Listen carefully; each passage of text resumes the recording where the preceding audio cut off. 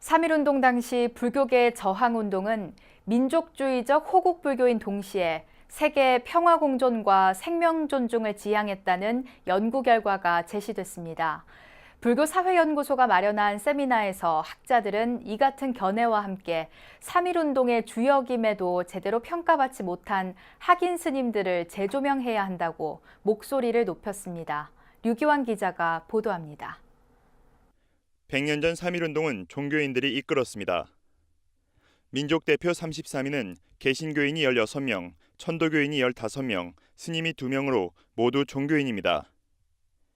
그동안 불교는 민족대표 비율이 상대적으로 작다는 이유로 역할이 가소평가돼 왔습니다. 하지만 세월이 흘러 역사적 조명의 결과물이 쌓이면서 불교계의 역할과 비중은 다시 평가받고 있습니다. 민족대표 용성스님과 만해스님이 차지하는 비중뿐 아니라 운동이 전국으로 확산되는 데 중추적 역할을 한 학인 스님들도 재조명되고 있습니다. 불교사회연구소는 3.1운동 100주년을 맞아 불교계 항일운동의 모습과 가치를 보다 정밀하게 조명하는 세미나를 열었습니다. 한국 불교는 조국과 민족이 누란의 위기에 처했을 때 동체 대비 정신으로 우리 산하와 국가 공동체를 수호하는 데 앞장서 왔습니다. 무엇 생명의 평화와 안락을 위한 찬연한 정진이었습니다. 우리의 불교 역사는 호국 애민의 정신이 면면이 이어진 역사입니다. 나라와 결의의 시련이 닥칠 때마다 불교는 누구보다도 앞장서서 생명 존중과 공동체 수호를 위해 전력해 왔습니다.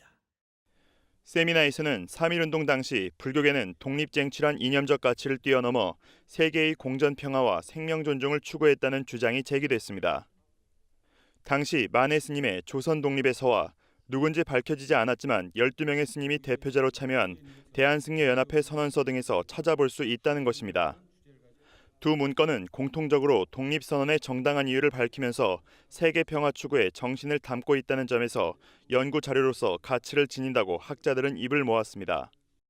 이러한 문건들 속에는 일본에 무장으로 투쟁하는 것을 넘어서 그 부처님의 진정한 법인 자비와 평등을 주장하는, 그래서 세계 평화를 지향하는 그러한 모습들이 녹아 있었다. 세상에 제대로 알려지지 않은 불교의 항일운동에 대한 발굴과 조명이 절실하다는 지적도 집중적으로 나왔습니다. 문경 김용사 지방항림 스님들이 일으킨 만세운동과 같은 역사의 뒤편에 묻혀있던 학생운동에 대한 연구가 그 사례로 제시됐습니다.